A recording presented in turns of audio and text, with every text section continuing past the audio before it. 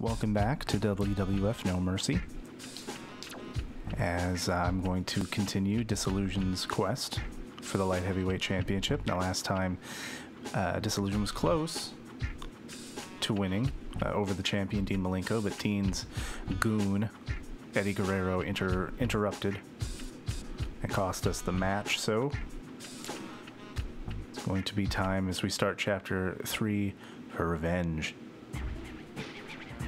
So this is interesting. We're going to bump here into Taz in the hallway. But first, no, it says we're getting text here. Guerrero and Taka, who interfered in the last match, are conspiring in some way with the champion. If you watch the previous video, you'll recall that Taka Michinoku didn't actually interfere in the match. He was in the four-way match that started the storyline. But he didn't actually interfere, as even in this video game, wrestling writers don't care about continuity.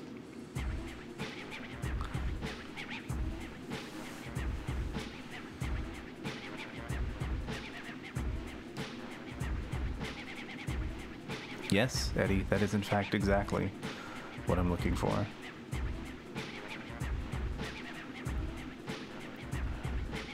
I guess the game is suggesting that Disilluzn and Eddie Guerrero have some deep backstory that we're not going to learn about.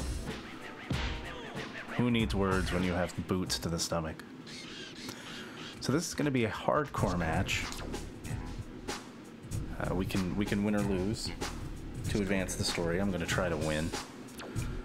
But this match is going to take place in the parking lot. Now, No Mercy was not the first game to do this, but it's the first one that I remember doing this kind of thing well, reflecting the sort of the wilder nature of the WWF in the Attitude Era, in which matches would often either leave the ring and go to the backstage area, or like this one would just start there. This isn't technically supposed to be a match, obviously. It's just the two of us punching each other in the parking lot, but we're still gonna have to win with a pinfall or a submission.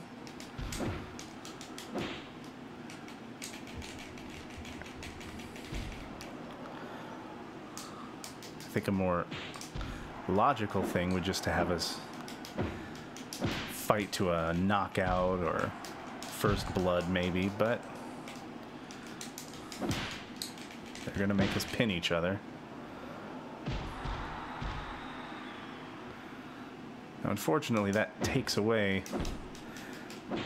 most of what I built Disilluzn to do, which was a lot of running and high-flying moves. We don't have turnbuckles to jump off of out here, so I'm gonna have to stick to the ground and throw some... Oh! See, there are weapons laying around. Fortunately, the time it takes to pick one up makes you vulnerable. Plus, it's very easy to reverse a swing with a weapon. So what I prefer to do, and I would have done it if Eddie had been in the way. I'll wait till the next time I pick one of those things up. Alright, let's pick up the stop sign, and instead of swinging it, I'll just throw it at him, which as far as I can tell is impossible to block. Oh, unless they grab you before you can throw it. But once it's in the air, you can't actually avoid that, and it's a far more effective use of the weapons. Now,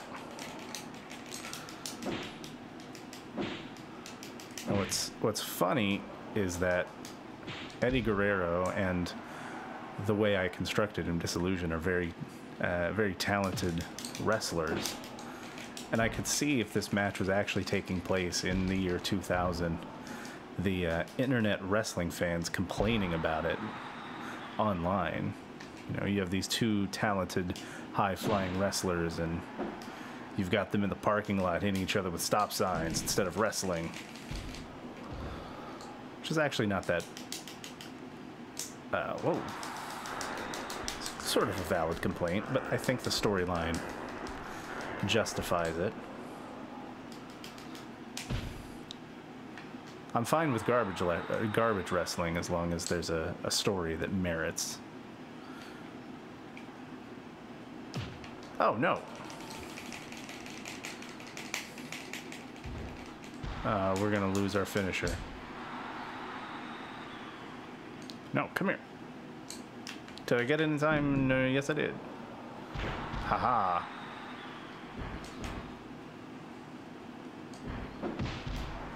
Yeah. I'm going to try to make him submit. The extra humiliation.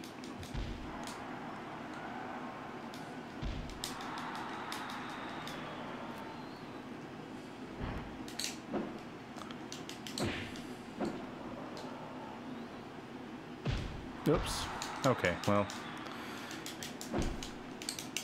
I was gonna try to make him submit, but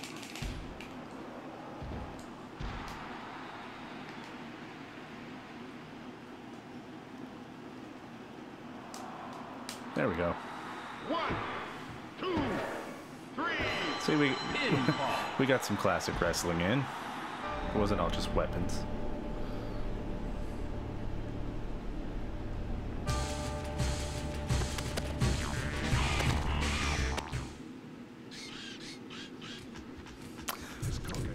Okay, and for that victory, we get another $400 added to our pot. And now we get revenge against my other arch rival, Taka Michinoku. Oh, I could get revenge, but that would not be enough. Search out another victim to inflict pain upon. Now see, I thought that I just did assault Malenko's tag team partner, but apparently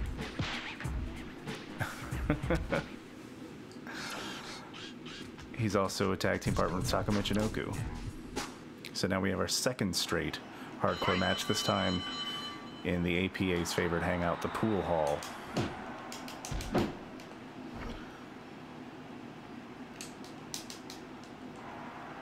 Whoa. There's the pool table there. And you'd think you'd be able to do running and jumping moves off of it, but it doesn't quite work out that way.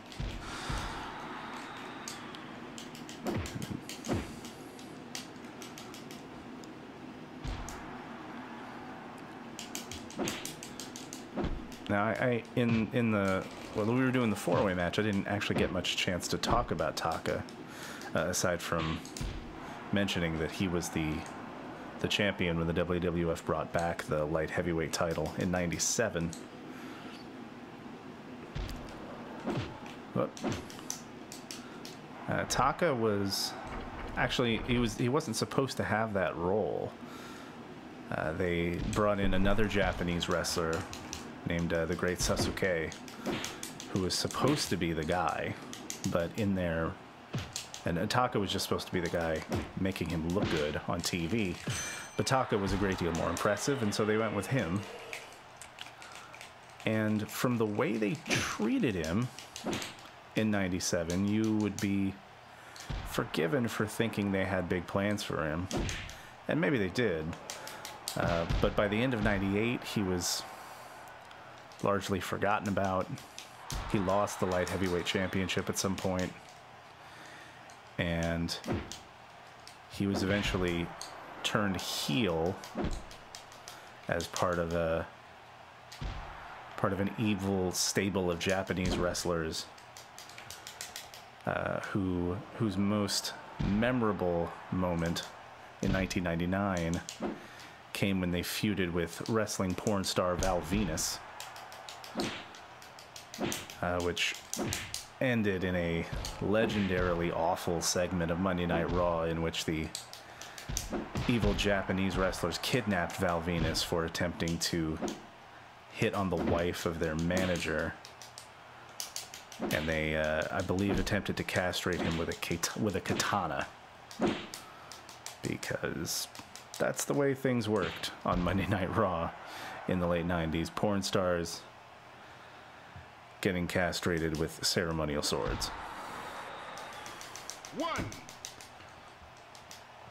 Or as the hilariously racist caricature that was the Japanese manager put it, choppy choppy or pee-pee, and I cannot believe I still remember this crap.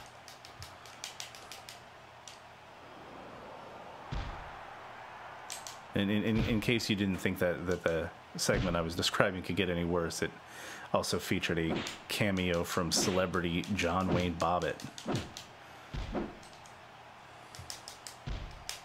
Because that was the 90s for you.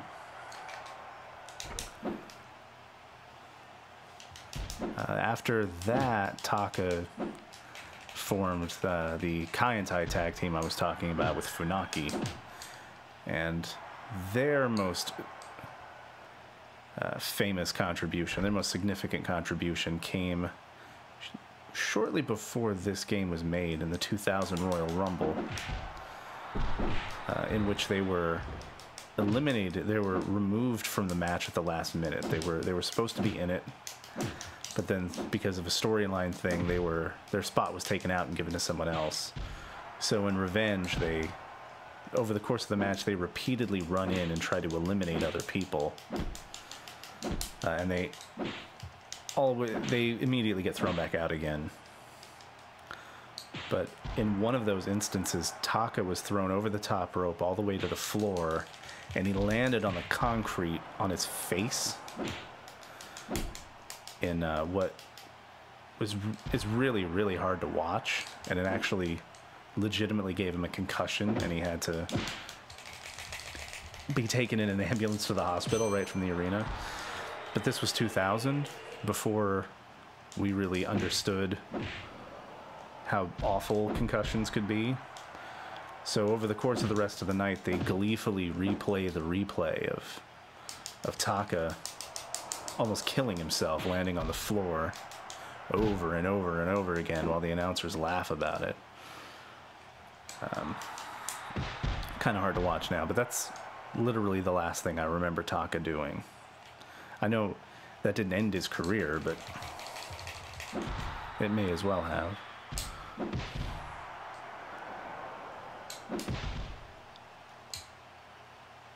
It's actually being a tougher competitor than I expected. I expected this match to be easier than the Guerrero one, but nah. That damn pool table is getting in the way.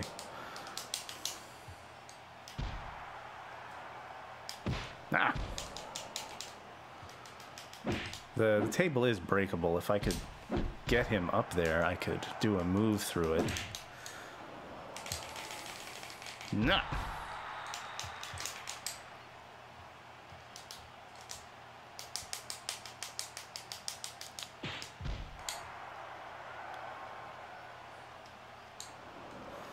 Alright, here we go. Submission move to slow this match down, get the momentum on our side.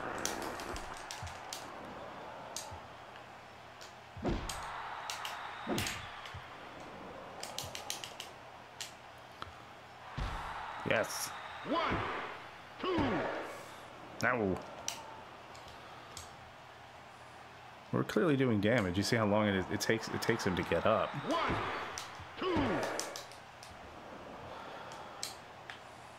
See, we're on the verge. Looking for the mind game DDT. Ah. I might need to think about giving him a different move, because that one never seems to work. Reversal. One more should do it. Here we go. Let's pick him up. And the mind game on the pool hall floor.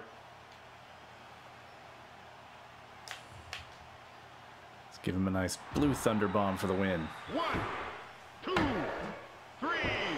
Pinfall.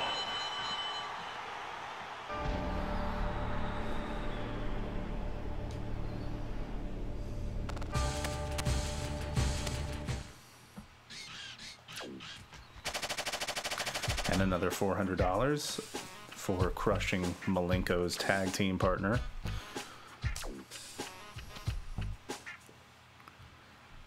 So now that we have revenge out of the way, it's time for Malenko to once again address the situation. I like that he's on SmackDown, the less important show.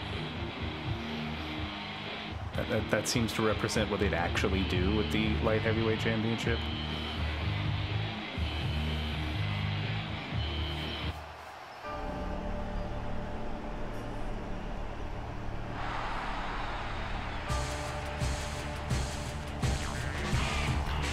It appears that Malenko may have lured me into a trap.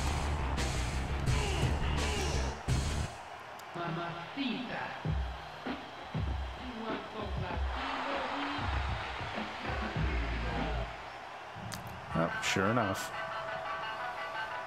Maybe Perry Saturn is injured and Taka is taking his place in the Radicals.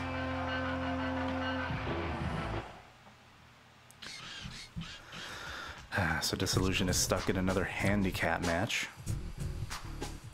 But this time we have to win against Eddie and Taka.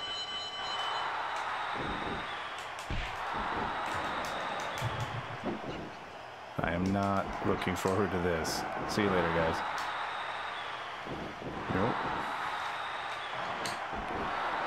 Nope. Nope. Haha.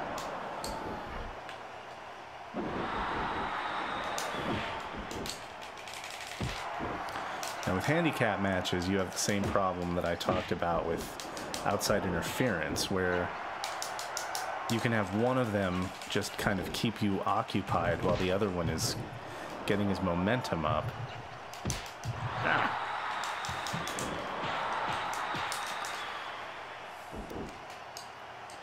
And as I've indicated before, what you want to do in these matches is, well, let them throw themselves to their death. That helps. But you want to pick a guy and sort of have that be your target. No, I am doing very poorly.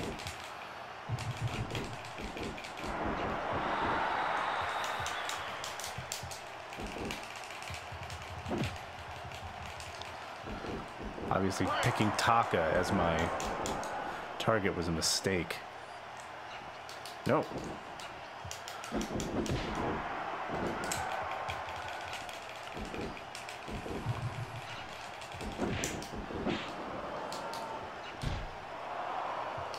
Yeah, you want to pick one target. No, he was too far away. And sort of focus all your attacks on them, since you only have to pin one of them. Nah.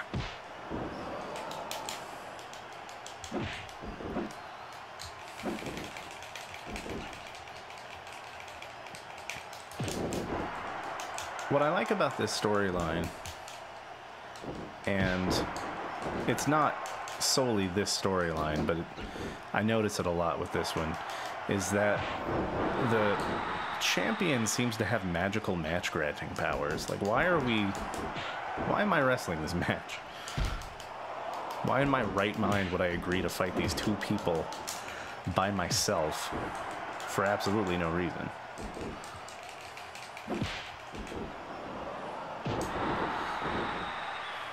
But because Dean Malenko, light heavyweight champion, told me to, for some reason I have to. That actually does make sense in some of the other storylines. The World Heavyweight Championship storyline, it actually makes perfect sense in, which for reasons I'll talk about when I get to that one. But the WWF of No Mercy, just champions have an incredible amount of power for no apparent reason.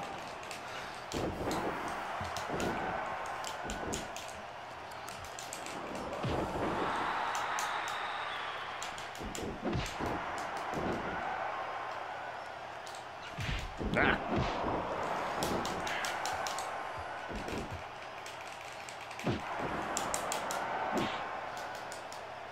And then let's get you out of the ring.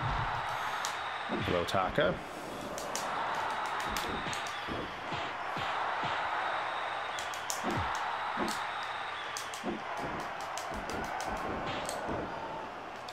Nope. You, Eddie. Nope.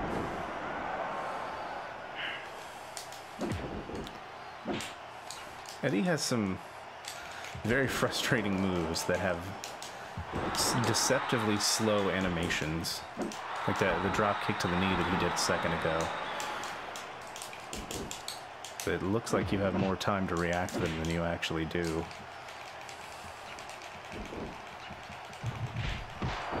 Ooh. That was lucky. Nope.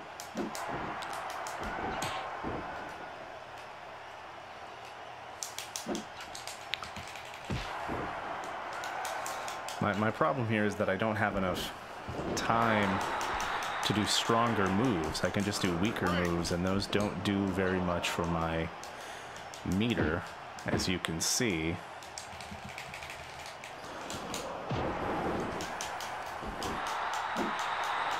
Also, I don't have the time to pose like they do.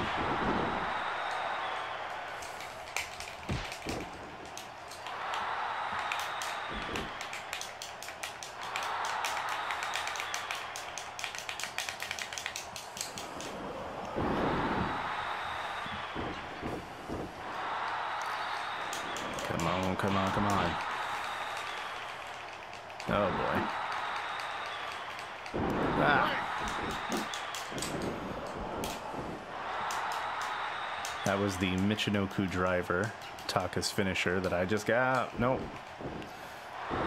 That I got hit with.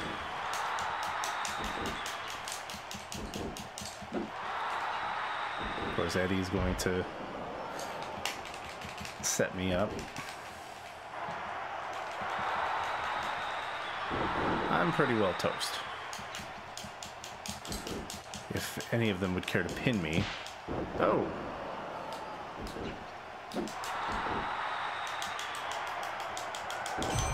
Ah.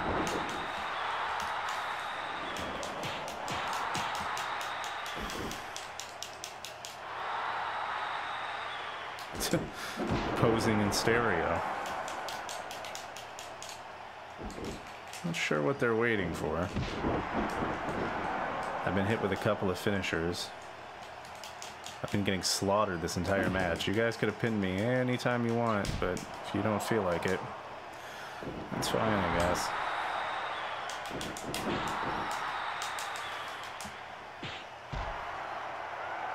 I don't mind winning if you guys don't want to.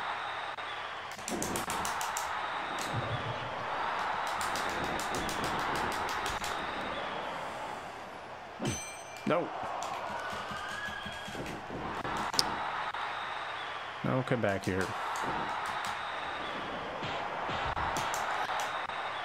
It's harder for them to double team me on the outside, so I'll just stay out here with Taka while Guerrero is dancing. And now he's back. Nope.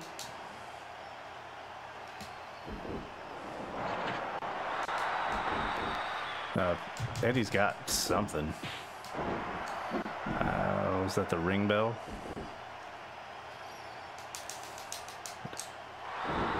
Oh, quick pinfall. No, not even a 1 count. Okay, now we're back on track. Yeah, I can taunt too, guys. Nope. See, Taka's rope dive is a fake. Eddie's is real, and he paid the price for it. Oh, come on. No.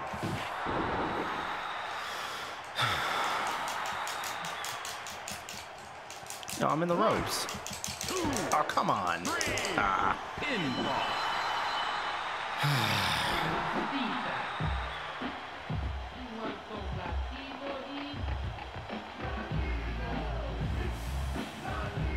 All right. I lost. That's fine. We get 2 continues. So I guess I'll have to try it again.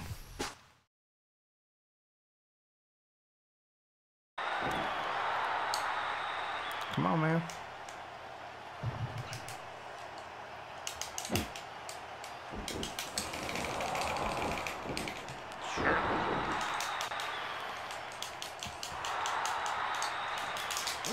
No, no, no, no, no, no, no, no, no, no. Damn it. Pinball. Son of a...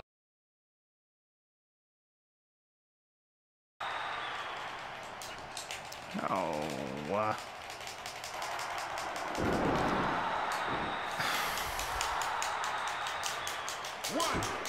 2, 3. Pinball.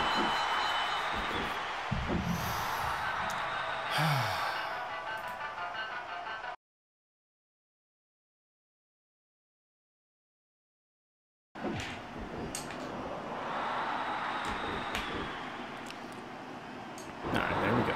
There's 1.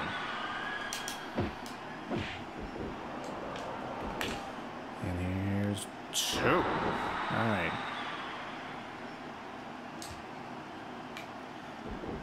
Please let this be enough. 1, 2, 3. Whew. Pinball. Huh. Oh, that was incredibly tough. Far more difficult than I had anticipated it being. Oh boy.